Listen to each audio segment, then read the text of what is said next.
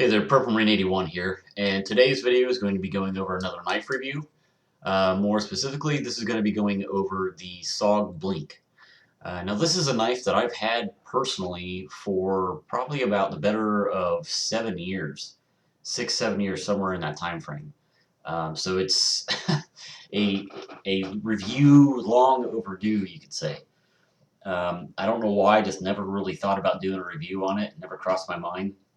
Until I was fumbling around through some of my stuff and I saw it sitting there and I'm like, I might as well do it, what the hell, right? They still produce it, so, might as well throw that info out there. Now, the only difference that I want to point out real quick between this model that I've got and the one that's currently in production is that when this thing first came out, they used VG10 for it, and that's what this is.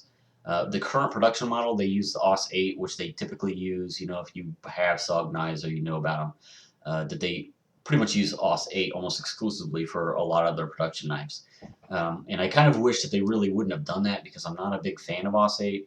I've had a SOG Trident and a couple other things that use that AUS-8, and I'm just not a real big fan of it, honestly. I prefer this VG10 or something else, over that. I don't know if they did that for the price point because it did make this kind of expensive, especially for the size. I mean, as you can see, it's not a very big knife, and I think I paid upwards of $60 for this when it came out in this VG10. You can get it for I think I saw it for about $35 now with that AUS-8, so it is pretty reasonable. I'll give you a good picture of it here so you can kind of see what it looks like. There's that. As you can see, it's a very tiny knife. It's not big at all. But that's for a reason. That's why I bought it. There's a blade, full flat ground, satin finish. Nothing special. This little blade. It is more of like a drop point design, which I like. It's got a real good belly for as small as it is. You would be surprised at how well this tiny blade, with it being full flat grind and that decent belly on there, where it cuts remarkably well. I mean, I've used all kinds of stuff, cut all kinds of stuff with this. Kitchen prep, just daily tasks, boxes, the usual crap, just whatever I needed it for, and it does quite a bit of work for as tiny as the blade it is, which is, by the way, 2 1/4 inches. I had a look at it. I couldn't find the thickness on it. Let's see if I can get a wrong way.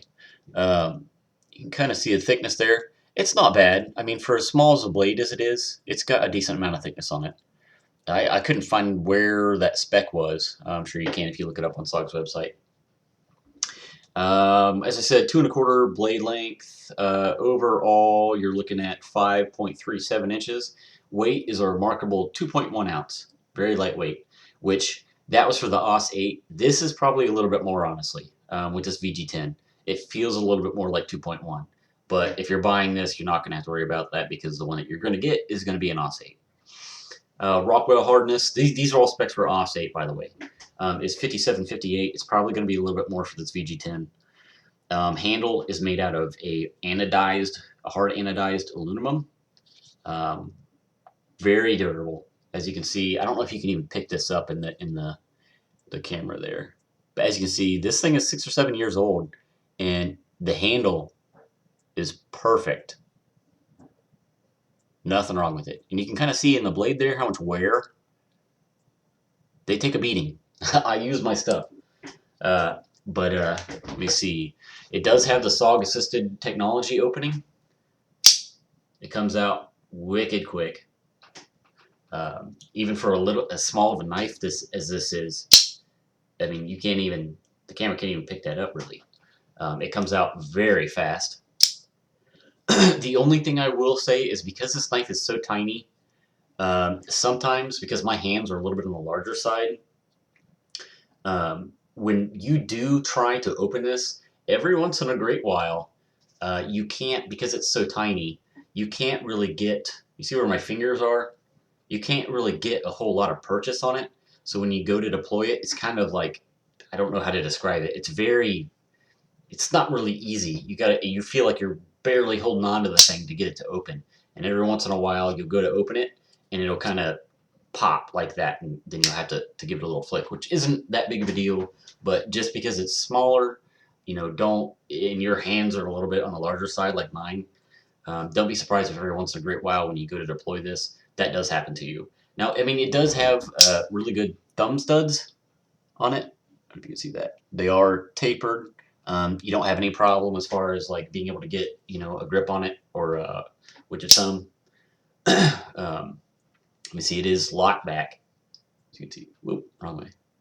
You can see the lock back right there. They did put jimping on that, which is nice. But I don't know why they put jimping here and they didn't actually put it on the blade. I would have liked if they would have done that, put a little bit on there. Now it does have that, that decent. Try to get a shot here where you can see what the hell I'm talking about. You can see that shape there. There we go. It is pretty decent for as small of a knife as it is. You can get a good purchase on it, to do some work. So it's not bad. I mean, you can get a good purchase in your hand with it, even though it's pretty tiny. I mean, that blade is like not much bigger than my thumb. So it's not bad, as I said. They do incorporate a little lock, so you can see right there. It does not lock that open. That is to lock it closed because it is assisted opening. You can lock that, which I just did, and you can't open it. I don't ever use that personally. I think it's kind of a pain. But anyway, it does have that lock on there. What else did I miss here? It is cryogenically heat treated. SOG does this to a number of their higher end folders and a few others. It's basically where they bring this blade steel down to some negative, temperature, and you can look all the specs up. I'm not going to go into kind of great detail on it. Sub-zero temperature, and then they slowly bring it back up, and it's supposed to make the steel a lot stronger and less brittle and all that.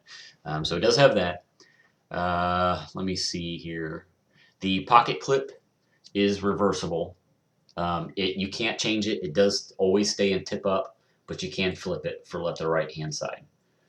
Let's see what else we got here. $35 on the price. I think that's about it. I've covered all the specs. I like it. Like I said, I don't normally carry folders anymore. For those of you that follow my channel, I'm a kind of a fixed blade knife guy.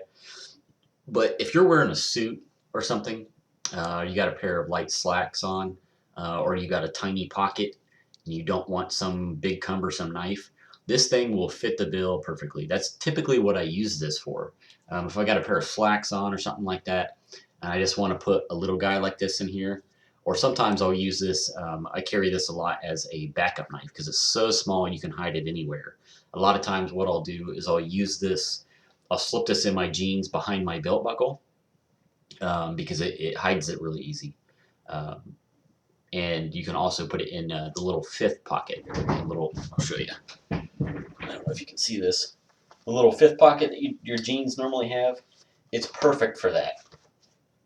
So you can carry it as kind of like a secondary backup knife. You got your main folder or whatever inside here. You can slip this over. You can carry it in your other pocket, and you don't even notice it's there. I mean, it's so lightweight and tiny. This thing just virtually disappears. So a lot of times I'll carry it like this, or if you got a pair of slacks, you don't really notice it at all. Or you can put it behind your belt buckle, like I said. But there you go. There's about everything I can think of. I would recommend it. It is unfortunate you cannot get this in VG10 anymore. I wish they would at least put that back out there as an option, because I know there's some guys out there that probably feel the same way I do. They'd want something with a little bit more beef to it as far as steel strength. But AUS 8 isn't a bad steel. I'm not saying that. I just wish that you still had the option, even though it did increase the price point substantially. But there you go. There's a SOG Blink review. If you have any questions, as always, feel free to leave them. And thanks for watching, guys. Have a good day. From Marine 81.